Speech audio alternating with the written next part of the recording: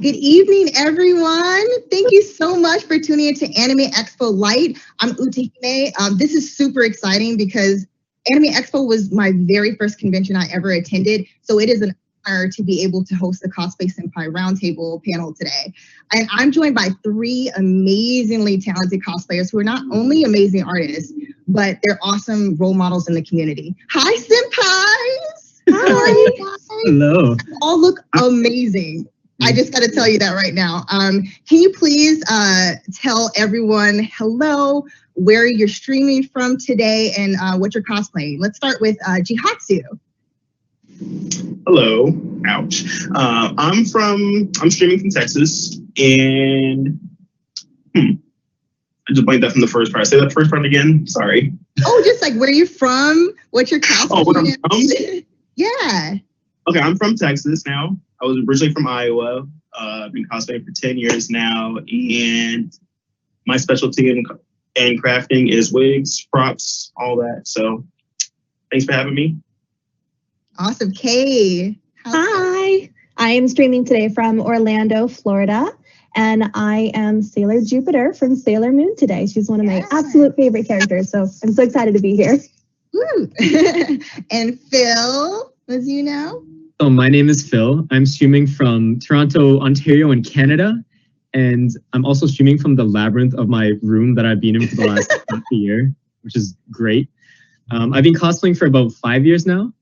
And yeah, I'm really happy to be able to do this panel still because I think all of us we had a bit of FOMO from not being at AX. And it's really nice to be here with people that we wish we could be with right now.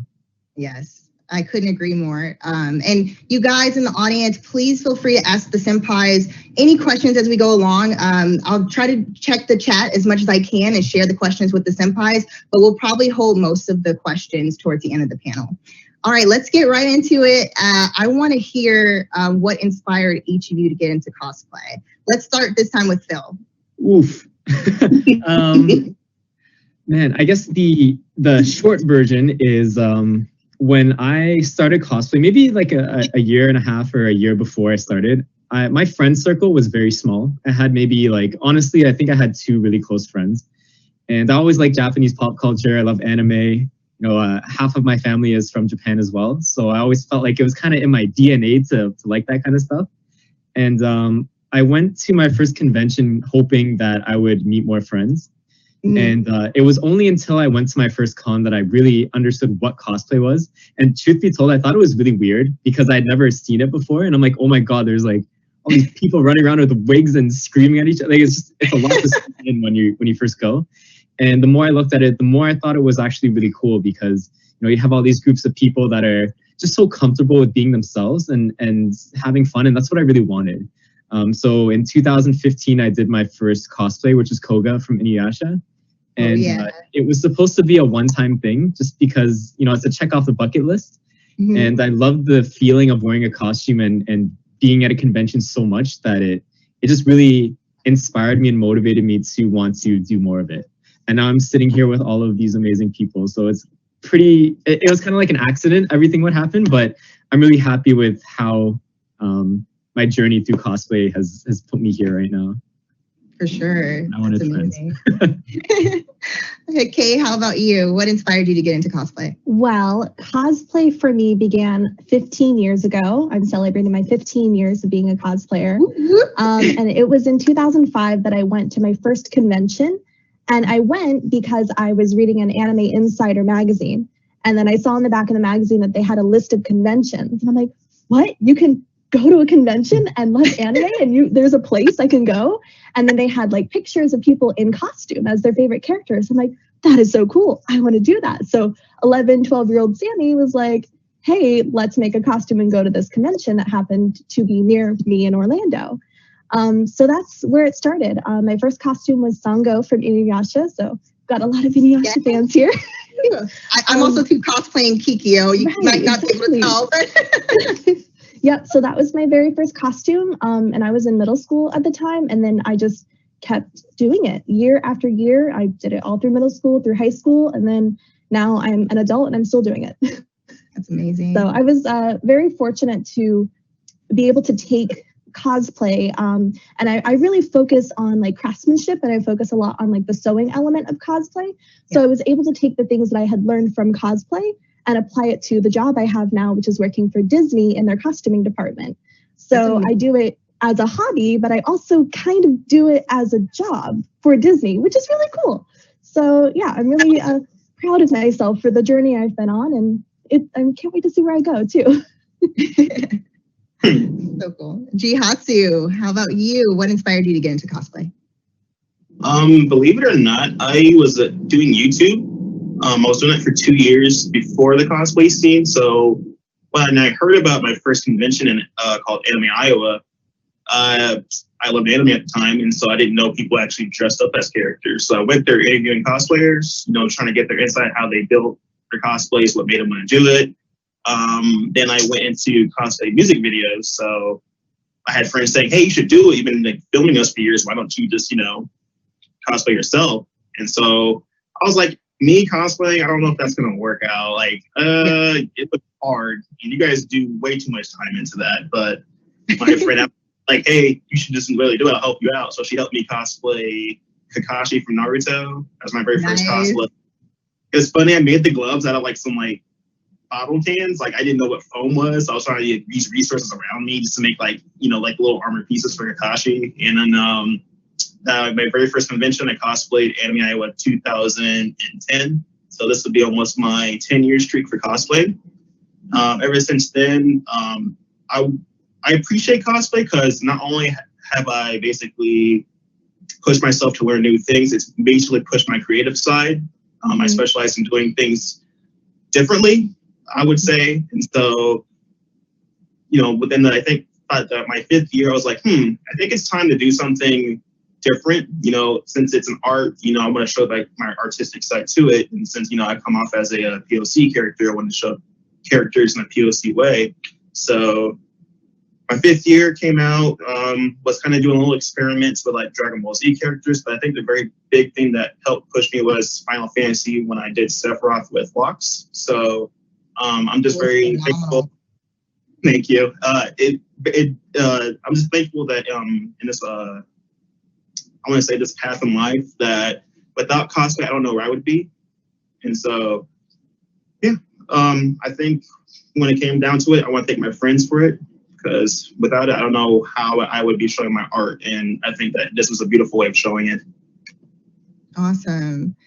Kind of moving along here. Now that we kind of talked about it, like now it's become anime and cosplay have become, it's a global scene now. And I want to try to talk with you guys about whether your experience in cosplay has changed since you first started cosplaying. Because we kind of talked about how you first started out. Did you see changes kind of happening? Let's start, Jihatsu, with you. Oh man, when I first started out, there is a lot more resources now than there was when I first did it. I'm going to say that now. We didn't have ArtOwix. I had Party City and eBay. So a lot more items are now available, I would say, during the scene since it's more mainstream. I feel like now it's like a cool thing because back in the past when I did it, it was kind of like, what are you guys doing and whatnot. So I think that it definitely blew up and that the changes for it, I feel like it helps push people out of their comfort zone because some people may feel like they can't do it. But if you've been doing it for such a long time, you can give that little push. So I'd say that it's a lot bigger now that it's more supportive, not only just in the community, but for also just anything in general. Yeah. Awesome. Kate, how about you? Yeah, cosplay has definitely become a lot more accessible for everybody. You can go into any Joann's or craft store and find a pattern to make a costume, like a cosplay costume. You can find like school uniform patterns. You can find Pokemon Go patterns, and Yaya has her amazing line of cosplay patterns. And you can find like fabrics and everything. And just that wasn't a thing when I started. Mm-hmm. We had maybe a Halloween costume or a cheerleader costume pattern that we used for our cosplays, and we had like cotton broadcloth, and that was kind of it. Or you had like super extreme like shiny satin, and then just like Jihatsu said, we had Party City wigs or no wigs at all. I remember my first few costumes, I specifically chose those characters because I didn't have to wear a wig. I had brown hair and the character had brown hair, so there we go. So now you can literally buy any hair color, which is really, really cool. But yeah, cosplay has just been a lot more accessible for a lot more people, which I also think puts it into the mainstream. I feel like almost everybody knows what cosplay is. So if you go to a store, you meet somebody or you talk to somebody and like, yeah, I do cosplay. And they're like, oh, that's so cool. I'm so happy for you for doing that. 10 years ago, like maybe even 5 years ago, I feel like if you would have said, yes, I'm a cosplayer, they'd be like, what's that? Yeah. So I just think it's really cool that our art and our passion and our hobby has become something that is so mainstream, so we can connect with more people and kind of relate to more people through our passions and through our hobbies that we enjoy. Yeah, I think it's a really, really good thing. So like the more the merrier. Yeah. Bill, do you think that it's changed since you first started? I think since I'm relatively, well, I wouldn't say relatively new, but I don't have the years under my belt like a lot of other cosplayers have. The biggest thing that I've noticed during my 5 years of cosplay is how much, I don't want to say easier, but I guess how many more creators and cosplayers and I guess content creators in general can make cosplay into somewhat of a career. I think 5 years ago, Patreon didn't exist. I don't know if OnlyFans existed. I don't know if, conventions were as popular and social media wasn't as popular. And I think now there's just so many different paths that you can take that involve cosplay that maybe that weren't existing, 5-10 years ago, that can help people actually do this for their job. And I think that's probably one of the coolest things that I've seen, because when I started, I think I was lucky because I immediately knew this was something I wanted to do, like right off the bat. I remember seeing Heroes of Cosplay on TV and like all those big name people. I'm like, that's what I want to do that. And, thinking back then, I could not have thought of anything that could help me do that. But, a couple of years later, when all these other social media platforms came out, TikTok and, Patreon, all that stuff, it became a lot more easier to kind of travel down that route. And yeah, I think it's been really great recently to see that so many people who wished they could cosplay full time or really dream of doing it, it's this much closer to do now because of all the other, I guess, the advancements in platforms that have happened over the years. Definitely. That's so awesome. Thank you for sharing that. I really do think that that's so true. And then the fact that so many amazing cosplayers before us kind of paved the way to make it more accessible for all of us. Especially, I'm a newer cosplayer as well, so I can relate to that, Phil. I'm going to go to the chat really quickly. So someone is actually curious about a cosplay that you're most proud of. So before we kind of continue on in this discussion, let's answer that question from the audience. So who wants to go first? I'll go. Okay. I think my proudest costume is my designer Ursula from Disney's Little Mermaid cosplay. Beautiful. I love that one. Yeah, it was a dream costume for a really long time. And I'm just like bit the bullet and said, this is going to be the year that I do it. And I made it. I think it's a costume that I'm really proud of, not necessarily because it was like difficult, but just because of how good I feel in it. It's one of those costumes that I can put on and feel like I am that character. I feel like I'm this like bodacious diva and I can have this like little attitude and just like have a lot of fun with it, which is really great. And like, yeah, the costume's pretty too. It has like a lot of sparkles on it and I have like this really cool wig and like, it's a fun costume. But I think it's my favorite and most proud costume just because of I met my goal and I did it, and because I feel really good in it too. How about you, Jihatsu? Well, why am I getting the face? Okay, my most proudest cosplay, I would say. All right, everyone knows the Sephiroth. Yes, it's amazing. Final Fantasy holds a big part in my heart because I think it was my very first PlayStation game I ever got. Like I woke up in the middle of tongue twister. I woke up in the middle of the night, and my mom she worked really hard to get us like games back then. So she woke me up and said, "Hey, here's your first PlayStation game," and it was a fantasy. So I played it, And, I like villains. So seeing him, I was like, wow, I really want to be him someday. And he came out very iconic to me. So within the years, I never, wanted to cosplay him because I wanted to do something big. And then artwork popped up of him. And I had to do this. And it took me, I think, a week to finish him. But it was the most challenging I've had to do because not only did it challenge me with wig, but props, sewing, all that. I feel like I leveled up with that cosplay. And I would say that's my most proud cosplay. So I still have him to this day. He's mantled up on my mannequin. And don't put cosplays on mannequin unless they mean something to me. So Sephiroth for sure. Awesome. Phil, how about you?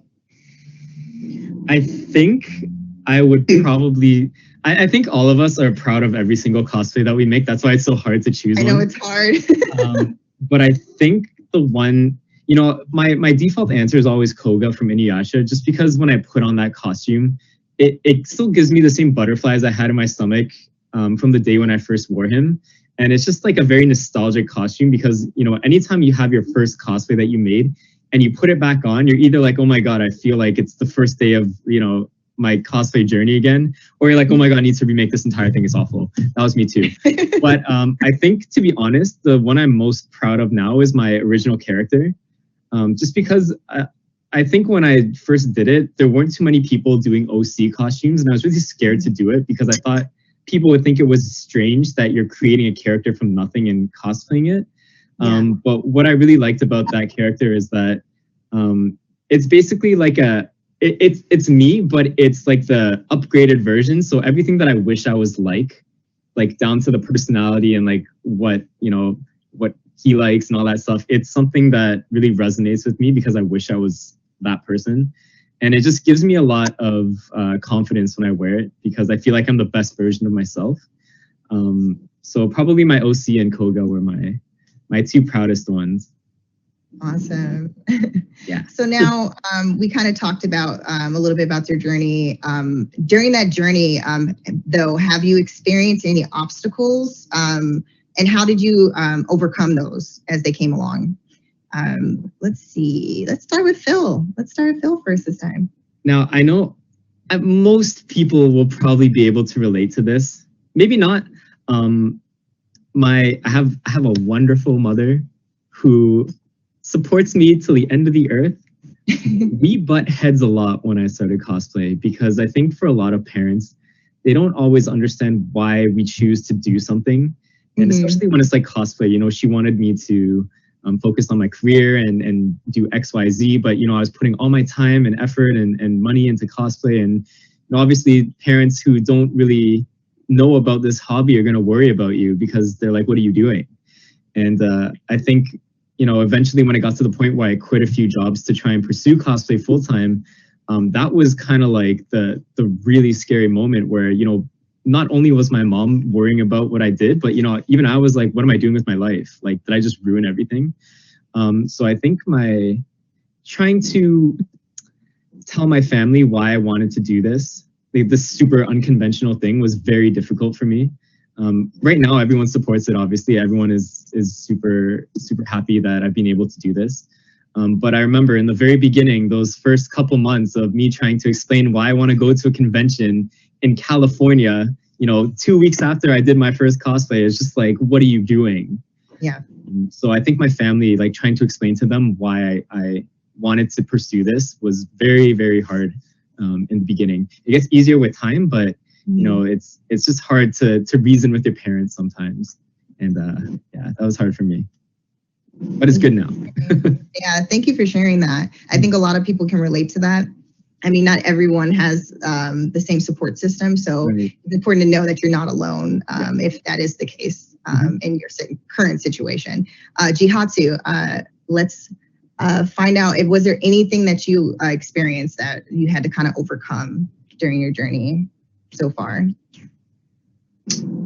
It's pretty similar to Phil's. It would just be vice versa. It wouldn't be my mother because she was the one pushing me because she works on wigs regularly. It'd be my father because he was just, normally he would say, if I can't build a career off of this, what's the point in spending so much money? And I keep telling him, hey, there's no justifying spending money on your craft. If you have a hobby, you're going to spend money on it.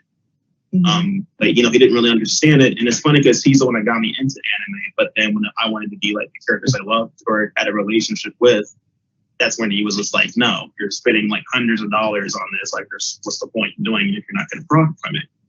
So it took some time, but he's very supportive now. But like, within the first like 5 years of cosplay, that's the biggest thing I've had to like deal with, like telling him like, hey, I love doing this. Whatever you're telling me, like, don't worry about the profiting or not. I feel like once I do this, I feel happy, and I feel like happiness is worth more than just profiting off anything. So yeah, my little escape away from the real world sometimes. So yeah, thank you. Pretty similar, but just, no, different parents.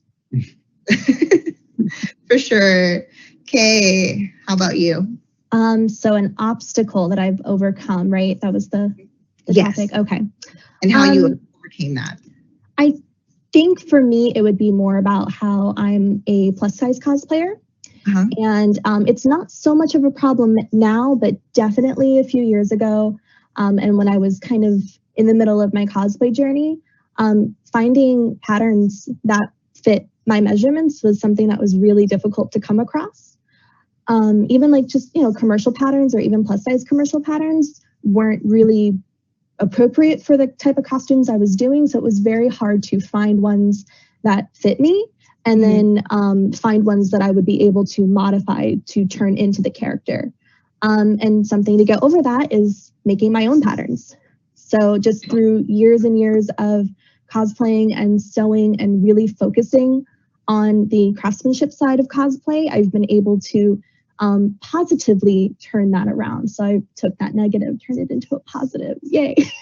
So yeah, just kind of learning how not necessarily to like make a change with the patterns, but like I was able to create them myself. And then they fit me great. So that's, but also like being a plus size cosplayer, you definitely come across a lot of negativity in the cosplay community. And it's not from everyone. Most people are very supportive of what you look like, no matter what, and who you are as a cosplayer. They care about how much you love the character and the amount of passion you put into it. But of course, there's always going to be those negative people. So just like kind of getting over that hurdle and getting over like those negative comments and things like that was a struggle at first. But now it's like, I love me. I love what I do. I love my body. I love the way I look. Like, I don't want to change me just to make somebody else happy. So that was something that was a little hard at first, but now, like there's always going to be those mean people, but I like me. I'm going to stay that way. I absolutely love that point that you brought up. It actually goes right into a segue into my next question for you guys. And I'm still looking, I see you guys in the chat, so I'm definitely going to get around to your questions as well. But quickly kind of go back to what you kind of hit on, Kay. I mean, cyberbullying and cyber trolls, it seems like it's at an all-time high more than ever. And that can be really difficult. How do you guys navigate that, especially because you guys are more in the public eye as cosplayers? How do you handle those mean and hurtful comments? Because I know that a lot of people, I see a lot of people who have those questions, like if it's overwhelming and you're getting a lot of hate, how do you turn that around? Was there anyone? I can piggyback on that. Okay. Yeah. I just think a good thing to keep in mind is that you are never going to satisfy everybody. So you're always going to have those people who come at you with a negative, or you're also going to have people that come at you with a positive. But you are not doing your hobby to make those negative people happy. And they're usually just online looking for anything to be angry at. Even if they secretly really do like your costume or like your wig or the way you look, they're going to troll anyway, because that's just what they do. And that's just who they are. Like, for example, there was a picture of me going around in my Ursula costume on Reddit or something, I think. And a lot of the comments were very positive. But some of them were like, oh my gosh, she is way too fat to be Ursula. And then some people are saying she is way too skinny to be Ursula. So it's like, literally, I'm not going to be good enough either way to those people. But like that, it doesn't matter. Like, it really doesn't matter.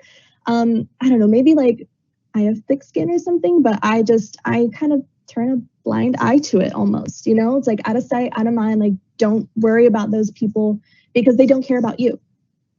So it's just, there's always going to be those negative people, and they are not going to be the people that push you to be a better person. They are not going to be those people that are next to you when you are growing and they are shrinking. So you keep doing you because it's working. So you got haters. Oh, well. Yes. Phil, how about you? How do you navigate that? I think I have two main things to really say about that. One thing that I kind of touched on in the other panel was that I think what I've learned lately is when somebody gets a negative comment, you know, it's the first thing you would probably tell them is like, oh, don't think about it. It's just like, you know, some random person on the internet. You don't know them. They're stupid, whatever, which is 100% true. But I think the hardest thing to read is that when you see that comment, it's the person isn't telling you that online. You're reading that comment in your own voice, and it's going in your own mind as you. And it's almost like you're internalizing that and telling yourself that that comment is, you're saying that to yourself. I don't know if that makes sense what I'm saying. It's like, you know what I mean, right? Absolutely. You're like internalizing it. And yeah, it's almost like you're telling yourself what that mean comment. I don't know. It's hard to explain, but I think that's what I think a lot of people go through when they read something like that. So I think one of, you know, I think every single person's different, but the one thing that I would want to take this chance to say is that it can also be so easy to help other people through that. And the easiest thing that I've ever found that can combat against that is the power of compliments. Because, you know, for every, you know, one person that might leave something really negative, there might be 1,000 other people that are like, oh my God, you're amazing. And it's hard to not focus on that one thing. But I think what I learned through conventions as well is that, you know, I'm pretty sure all of you have had moments like this where, you know, someone's come up to you and they said, you know, you told me that you like my wig, or you'll tell them something really nice and they'll be really happy. And you don't know what that person has gone through to get to that point. You know, they might have had a really bad day. They might have, you know, they're weak. They might have got fired from work, or someone said something really mean, like, you don't know. And for you to just take, you know, 5 seconds of your time to say something nice to somebody can really change their mentality and can really put them in a really good mind space. And it can really help them out of like getting out of their own head. And I think it's not so much of what, I guess, like, I'm trying to think of how to phrase it, but it's really hard. I guess just relying on your networks as well, because we all have these amazing platforms with lots of people that support us and love us, and we love them so much again. But I think a lot of people don't utilize their support networks as much as they should. The first thing I do is, if I feel bad, I'm going to go talk to somebody. Like, talking out your feelings is amazing. And when you have all these people that want to help you and support you, why would you not go talk to those people? That goes for your followers or your family or your friends, like anyone like that. And it's nice to rely on people like that who genuinely just want you to be happy and support you. Just take advantage of using the people that you're close with to work through all those problems. Really like that a lot. Jihatsu, what are some of your tips if people are dealing with cyberbullying? How do you handle it? Kind of a little bit piggybacking the whole compliment thing that Phil is saying. Cyberbullying is a big thing. It's been all-time high last year, this year, all the years now. And with me being, you know, a person of color, you know, I get told I'm not doing something right. You know, I'm not being a character right because of, you know, my skin tone. Which is why I chose to do characters a different way that would represent my skin tone. And so, like you said, for someone that's been in the community for such a long time, or, you know, as a big positive head, I look more at the positive. There's been so many people that's walked up to me and said, hey, you inspired me to cosplay. You know, I never thought my, you know, type of skin tone I wouldn't be, you know, appreciated. Or just seeing comments or people retweeting saying, hey, told you can be this character. This guy's doing it. You can too. So I take it as, you know, I have thick skin. I feel like I'm a pillar. I don't want to fall because, you know, within those negatives, there's so much more good that you are doing by, you know, standing up and saying, hey, I'm going to be this character anyway. So that's how I look at it when it comes to cosplaying, you know, for what's been the whole cyberbullying, you know, people picking on you and whatnot, is it's going to happen, you know, regardless of how many times you may like preach about it, hey, like, hey, I don't like this happening. Eventually, with you being in this community, you will have a big support system. You'll gain a thick skin because at the end of the day, it's your time they're wasting it by typing out this very hateful, mean thing at you, but you are putting in time for this character that you love. So I normally tell anyone that's dealing with that, my DMs are normally open, and if they feel like they're down, like Phil said, talk to somebody. And, when it comes to, I may not have all the time in the world, but when I see it, give them some motivation. Because I want to be that person that you can come to, my arms wide open. And if you are feeling like you can't take the hate, I'm gonna be the one to say, hey, here's my hand. I'm gonna help get you up. So, like you said, since I've been in this community for such a long time, I've gained a thick skin to it, and I look more the positive of what I could be doing. And if I fold, I don't, some other people might get no damage from it. So I have like a bigger look when it comes to it. So yeah, I get the thick skin, and I just want to be supportive and show that you can cosplay whatever you want, however you want. Thank you so much, you guys. I think that what you guys said is absolutely correct. And I think it's so easy for you to see like one negative comment, and you could have gotten a ton of compliments and, and a lot of love, but you focus on that one. And it's so important to make sure that you don't fall into that hole. And I think that what you guys said was absolutely amazing and so important for people to remember. Now, the opposite can also happen where it's the term gatekeeping. So within our own community, how we treat one another and kind of telling people how they should cosplay or express their art. How is that detrimental to our community? Jihatsu, let's start with you. I talked about this one time in my life when it comes to certain people saying, hey, you're not cosplaying correctly if you aren't stitching it this way or, using this exact color. And so my biggest response to them is, that's a great opinion. Again, this is my time. This is my money. This is how I'm going to do it. It is big in the community, but I feel like it being with other people showing more creative sides, that it's starting to kind of fade away. Besides me, I've seen people do like steampunk versions of characters, or just, hey, I want to do this hair color with this character instead. And like, OCs are becoming really big. Like Phil, he's a big part into that too as well. And it's very welcoming in the community. Again, like I said, with the whole, it's going to keep coming up. But I feel like for those of us that are like pretty big at speaking up for others, there's more people that need to speak up, and I've seen that more in the community. So when it comes to gatekeeping, if you see something, and I tell my followers or anyone that's close to me as a friend, speak up against that. Someone saying, hey, you're not using the right body paint. This character is more blue, but you're going more towards a purple. This person has all the right to do that, though. It's their money, it's their time. And if you can recognize the character, that they're the character, that's the biggest thing at the end of the day. So I would say the biggest thing is just be a big support.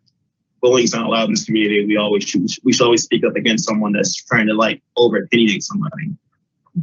Females cosplaying males, males cosplaying females. It's like, it doesn't matter. We should be all free to do however we want to be. So awesome. Big support. Yeah. Okay. Yeah, absolutely. I totally agree with Jihatsu. Cosplay is an art form, first and foremost. Yes. It is an artistic expression that we put out into the world. So when we put our time and our money and our resources into our art and our expression, it only should be what we feel is right. So if you think this character should have blue skin instead of purple skin when you are choosing your body paint color, that's on you. It's your interpretation of this character. And if the public eye who is seeing your pictures or seeing you in public still recognizes you as that character, then you did your job right. I find this a lot too, where I like to create costumes that are like my own version of this character, like an original design of this character. And I also like to do characters that have been kind of like embellished a little bit extra. So I like to add a lot of like sparkles and trims and interesting fabric, just because that is the way that I like to sew and create, and that is the type of garment that I like to wear on my body. So it is my choice to cosplay the way that I do. because at the end of the day, it's me who is at the store spending my money on these materials. And then it is me driving home, going into my sewing room, cutting these materials out, putting them together, buying a wig, sourcing all of these items, and putting the costume on at the end of the day. So you need to make sure first and foremost that you are satisfied with your work and you are cosplaying the way that you want to cosplay. So for anybody to tell you that you are not doing it correctly, like, it's art. There's no right or wrong way to do it. It's art. It can be interpreted any way that you want, and you can do anything that you want. There's people that take two characters and smash them together and do, you know, a combined cosplay, or they do a gender bent or whatever, you know, they do male to female, or they might even do like change the different hairstyle or hair color. They might do like an older version of a younger character and vice versa. Like, it's fun. It's supposed to be fun. Yes. And it's just keyword fun. Right, you do this for fun. And if it's not fun, then why are you doing it? So like, it goes down to, you are the person who is putting your time and efforts and resources and money into this hobby. So do whatever you want. And if people like your work, then like, that's a plus. But if they don't, then at least you are happy in the end. So, Phil, what are your thoughts on gatekeeping? Anything else you want to add? I know there's so many great things at both of them. Oh my God, I know. I mean, any way that you've handled it, because I know that I've seen some things recently that, you know, where that has occurred, and you know, I've loved you giving some advice in the past about that. I think like they said, you know, at the end of the day, some people don't necessarily want to go into cosplay for a career. Some people just want to do it when they have time, or you know, they don't want to spend money, and they just, you know, what do I have in my cupboard that I can use? It might not be purple paint, it might be blue paint. I'm going to use that. I'm doing it for fun. I think at the end of the day, you have to cosplay for yourself, always for the beginning. As long as you feel good and you make other people feel good, I think that's probably one of the biggest things that is of the most importance with cosplay. It's having that ability to feel better about yourself and having that ability to inspire other people, like they said. And I think it's just, I honestly don't know what else to say. I think they said it quite good. No, that was great. Good job, team. Drop the mic. I'll go ahead then. Let's transition over. I did see a question. You know, I mean, there's so many great questions that are coming in. One was, how do you deal with trying to avoid burnout? You know, because sometimes you can put a lot of stress on yourself as a cosplayer. And how do you make time for yourself? Because sometimes, you know, that can be a little difficult. How do you navigate that? I think social media can burn you out real quick. And I think the pressure right now is that people think because, you know, there's no conventions, there's no gatherings, and there's XYZ, that we are forced to have to be productive right now. And I think I've had that pressure as well, that if I'm not posting something every day, I'm wasting my time. And I feel a little bit guilty when I'm doing other things other than, you know, working on either cosplay or products or, you know, whatever it is with social media. And I think burnout it creeps up on you really slow. So it's really hard to prepare yourself, or sometimes it just happens like that. But I think the most important thing to understand with your burnout is that your community will support you, whether you post once a day or once a month, whatever it is. And the only pressure I think that is existing is from yourself. It's a hard thing to get over, because I think we're always our own worst critic, and we're always, you know, wanting to be better people and wanting to do this and doing more. And sometimes I think that by not doing more and giving yourself that time to rest will actually make you more productive when you come back and do it. So, you know, the thing that I think I've done recently is just doing more closet cosplay stuff, because I feel like because of the quarantine, it's really sucked all my creativity out of me. And I don't know if it's laziness or if it's just like you don't have that urge to make a costume because there's no con you can wear it to. And it's a unique situation. We've never been in this thing where we're dealing with a pandemic. So it's I think it's just processing it too. Right. And I think that's why I was surprised that there's even any burnout, because there's been no cons. So it's been really strange, but I think giving yourself time to not focus on those things, like, you don't have to make a costume every day. You don't have to crank out content every week. When you are feeling better and you come back to it, you're gonna have a much clearer mind, and you're gonna be more productive than you were trying to force yourself to do stuff. So taking the time off, I guess, is just, it's easy advice, but it's something that I feel like a lot of people don't do for themselves, is giving yourself that space from social media and feeling like you need to produce something very often, because it's not the case. Anyone else want to share? Yeah, I'll say something. I think burnout is something that every creative person goes through, periodically through their journey. For me, burnout can be anywhere from burnout on a specific project or working on something a specific day. Like I might be trying to sew something and it's just not working. So I get so frustrated and so stressed about it. And then I start to make mistakes. So I kind of have to force myself to stop what I'm doing and take a step back and kind of refocus my mind and then reassess maybe a better way to tackle this issue or to solve the problem or a better way to approach it.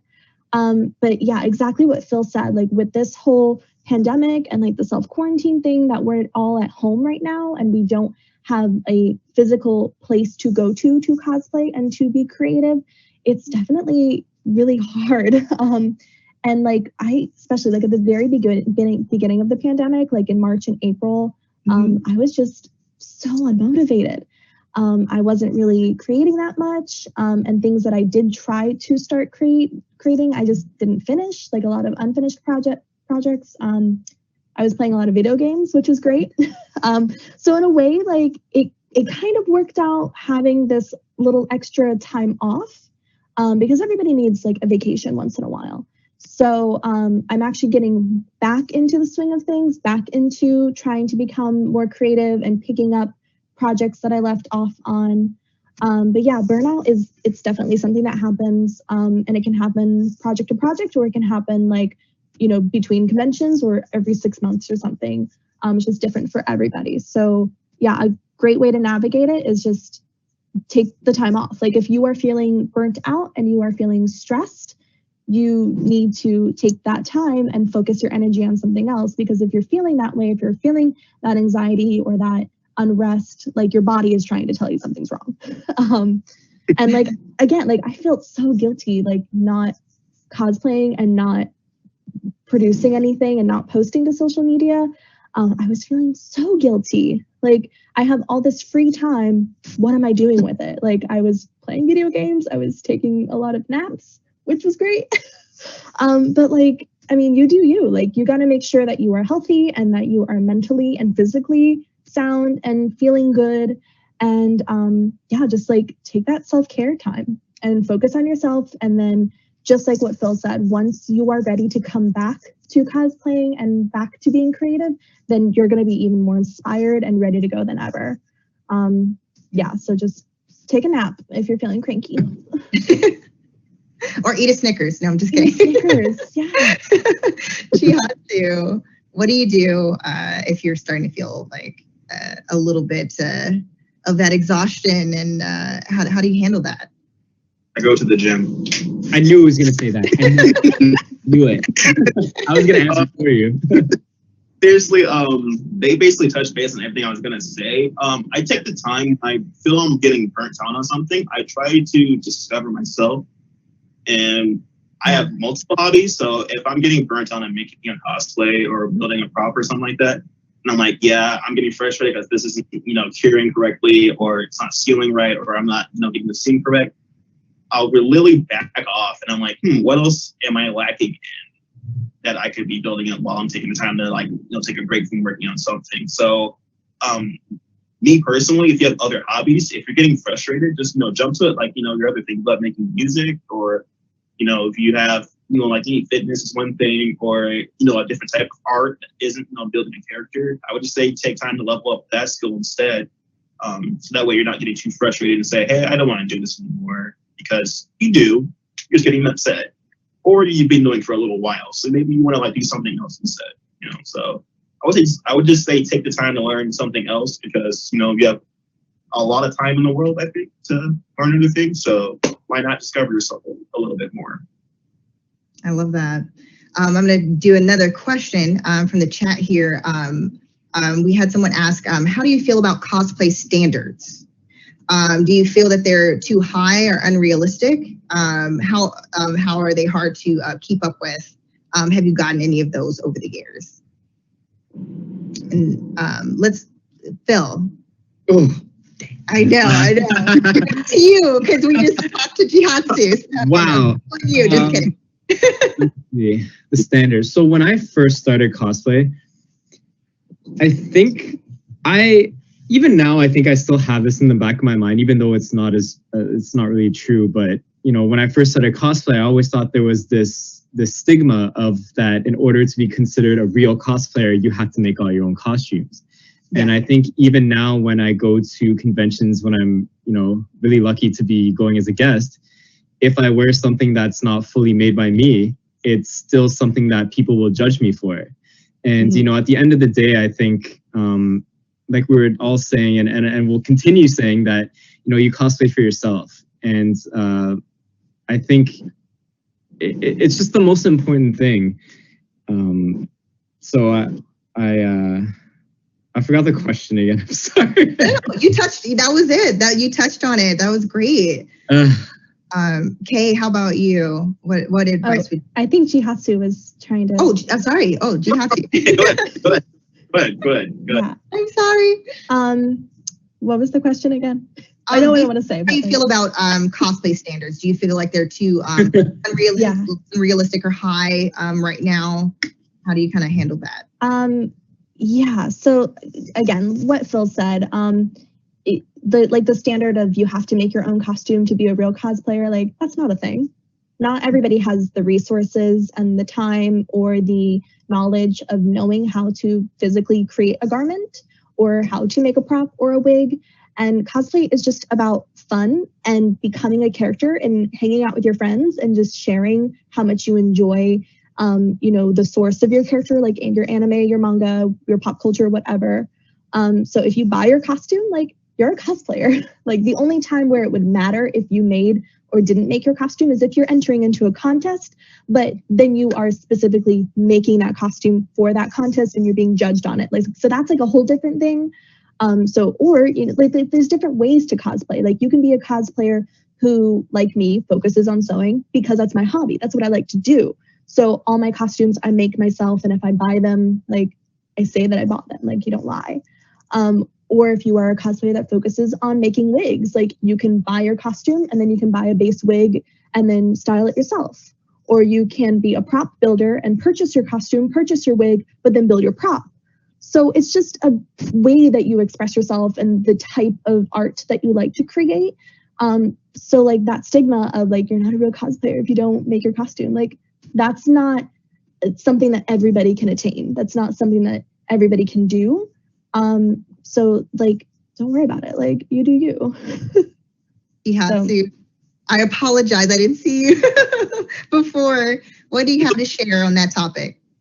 I think during this time around now, yes, standards have gotten real high because back then we didn't have, you know, resources like certain wigs you didn't have colors for. So you sometimes had to use your natural hair color.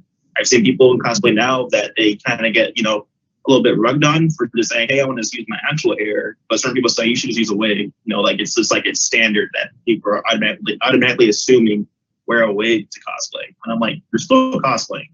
You know, you have the outfit on. You're the character. You know, it's the same thing. Makeup getting done a certain way. You know, there's certain people saying, hey, there's this tutorial, you should go with it. You know, that's like the base standard of having no eyeliner. Nobody putting eyeliner on can have that right. You know, it doesn't make you less of a cosplayer just because, you know, all these standards of, hey, you must use foam, hey, you must use warblet, hey, you must use wigs, hey, you must use this kind of, you know, makeup brand. No, at the end of the day, it's like, you know, you have the outfit on. And, you know, since, you know, Phil and Kay said, if you bought it, cool, you know, but you can buy it and not wear a wig. You can also buy it if this dude's cosplaying a basketball character and they have a soccer ball. Who might say, hey, you're not doing it, you're doing it wrong, but you have the costume on, you know, that's what they feel like that's what they want to do. And, you know, they're having fun at the end of the day. So, you know, people will judge. that's going to happen. It's, it happens to everybody. But at the end of the day, you should just worry about that you are having fun. And if you have like a good support group of friends, that's what matters, so. I also feel like a lot of the judgment and stigma comes from people who don't cosplay themselves. That's so true. A lot of the like negative type of things that I've heard have been from people who like know what cosplay is, but they've never actually done it themselves. So they don't understand how much time really does go into it, whether or not you make your costume or you buy it or whatever. Like, in all honesty, like if I'm cosplaying, right, exactly. And the courage, oh my goodness, yes, to put yourself out there and to transform yourself into a completely different person or character and go out in public most of the time and put yourself on the line and just be completely vulnerable while you were doing this. And yeah, it's just like most of those people don't understand where you are coming from and they don't understand the work that goes into it. So it's almost easier for them to give those kind of critiques, like if you're doing it correctly or not, because most of the time all they know is like what they've seen on like very narrow media. They've only seen like one or two types of cosplayers that they have their favorite or something. And you just happen to be a different type of cosplayer. So true. These are all really, really great points, guys.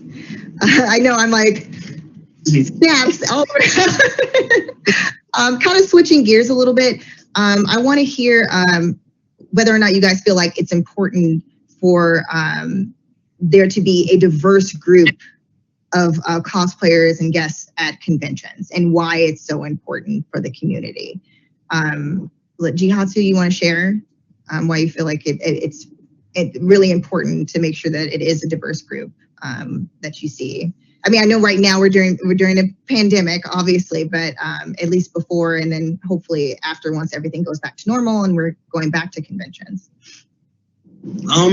I say it's very important because it shows different aspects on how cosplay is done. Certain people are showing like OCs. You may not see that from someone that just strictly worries about perfection. I feel like when it comes to cosplay character, you should like show a little bit of like, difference when it comes to it. And, having differential guests can, show that side about it. Because if you have like a whole group of, people that do the same exact thing, where's the diversity? Where's like the creativity that you can show other people that may want to get into cosplay? And so like Homat, I had someone talk to me and they said they never cosplayed in their convention before, but they saw me guesting and they said that they liked that I did what I did. And who's to show if that person would have ever cosplayed or came to a convention, not seeing like that side of cosplay being done. It's like, just, hey, this is the perfect way of doing it. So I feel like when it comes to like, how Kay was saying, like there's plus size, there's, different skin types, there's certain people that, are handicapped that that are cosplaying, but if you're not going to guest them, how can other cosplayers feel like they should, cosplay? You don't have anyone out there to show them that they can do it. So I feel like having like a different branch of like cosplayers yearly showing different sides of cosplay, I feel like it's very important. If we want this community to, be even bigger and show that yes, you can cosplay, yes, be part of our family, and like have these heads of cosplayers show you, welcome you into it, besides just, having this big stigma of, hey, make everything yourself. Oh, it's wrong to, buy a cosplay. You're not a true cosplayer. If you buy it, you're not a true cosplayer if this wig's not done a certain way. Or you're not a true cosplayer if you're, not the size of this character. Or, hey, you're not the right, for the skin color for this character. Have different diverse groups of people in the community show that yes, they can. That way this family can get bigger and not have this big stigma of cosplaying is this one exact way. It might even show like the people that don't cosplay, hey, I should have a more open mind about this since we have, different types of people in this community about it. So I feel like it's important to have guests that, there was a word for it I was going to use, but a good guest lineup is good when it comes to showing that, hey, you don't have to just be this one way, hot or have a really muscly body or, super sexy or any type of way. You can cosplay and, look badass this way as well. So it's all about just, having the right people show it and that's where guesting happens for it. So, whew, that was a lot. Other of you want to contribute as well? Your thoughts on that? Yeah, diversity in cosplay is definitely something that is growing, and it's so important. Like when you go to a convention and you see a panel of your cosplay guests, and they all are different and independent of each other in the way that they cosplay and who they are as a human.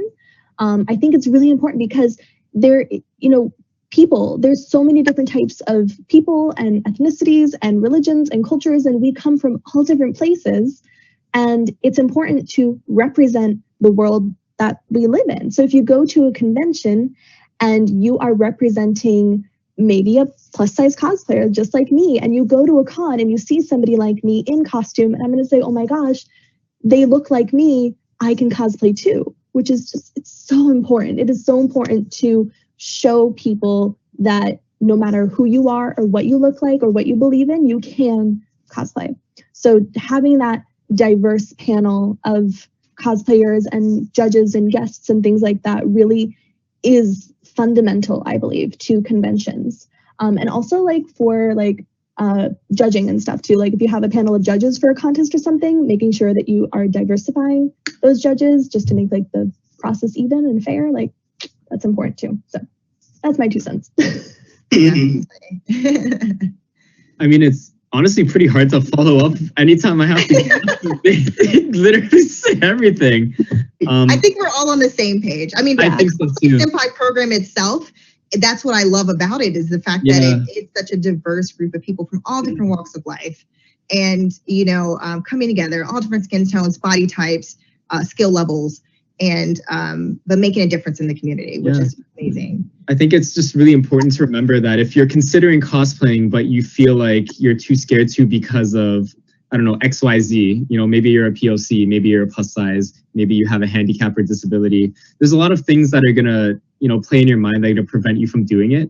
But I think the biggest inspiration and motivation that you can have is that if you start doing it, imagine one other person sees you who is just like you doing what they want to do but are too scared to do, and it's almost like a chain reaction. You'll inspire somebody who's like you to do it, and that person is going to inspire all these other people, and it's just going to keep going and going.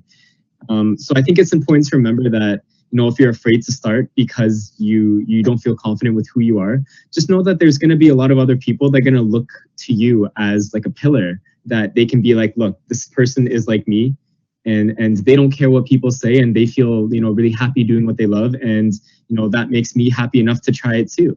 And I think we've all had moments in cosplay where someone has been like, I'm scared to try, but somebody like you has really inspired me to do it. And then you'll probably see them at a convention like a couple of years later still doing it. Like, what better feeling is that, right? So I think it's just really important to know that you're scared to start, or if you're a convention who is working their guest list, it's important to have people like that to show others that it's okay to be different, and different things are what should be celebrated, and not categorize people under different things. It's just something that is special to everyone. So yeah, it's important to have that diversity for sure, not just at the con, but on social media and everywhere else too. And that's a perfect way for me. I know, like, I wish that we could answer all the questions, and I wish we had like a whole nother hour, especially because you guys are my friends, and I love talking with you guys about cosplay and this community. But we do have to wrap it up. But before we do that, there was one last question that I think that we can quickly do that, in addition to giving the people who are viewing your social media information so they can find you and follow you. Please quickly tell me your favorite anime. I know this is a hard one, but hopefully we can do it fast, and where they can find you. Go, Phil. Okay. I've said this 8 billion times, and I will say with pride every single time, my favorite anime is Inuyasha, and it will be for the rest of my life. And my social media is just my name, Phil Mizuno. You can find me on literally everything. I have no life and no chill, so you can just find my name on whatever social media platform you're on. Okay. My favorite anime is also Inuyasha. But I also really do love Sailor Moon a lot. A lot of my costumes are Sailor Moon costumes. And yeah, so I'm Kate Cosplay, and you can find me on Facebook and Instagram and Twitch and Twitter. And I just launched my brand new YouTube channel. So that's brand new this week. So yeah, you can find me on YouTube as well. So yeah. Katsu. So hard. I'm gonna break the chain. I was gonna say Inu, but I'm gonna say Yu Hakusho Show. Oh, I thought you were gonna say One Piece. Yeah. Whoops. Where can we find you? Also, Okay. One Piece. Yeah. Also, yeah, One Piece. Yeah, I'm sorry. I preach about it on Twitter. And my name is Jihatsu. I'm the very first one that pops up. Jihatu. It's on thing. So Thank you so much, guys. I'm Utahime. I'm going to quickly say mine. Face Day Night Unlimited Blade Works. I would have said Inuyasha, but everybody else said Inuyasha as well. But Face Day Night Unlimited Blade Works. Rin is Bay. And you can find me Utahime Cosplay on Facebook, Instagram, and Twitch. All right. Thank you so much for joining us for the Cosplay Senpai Roundtable. Please enjoy the rest of Anime Expo Lite. We hope to see you guys. Thank you. Bye.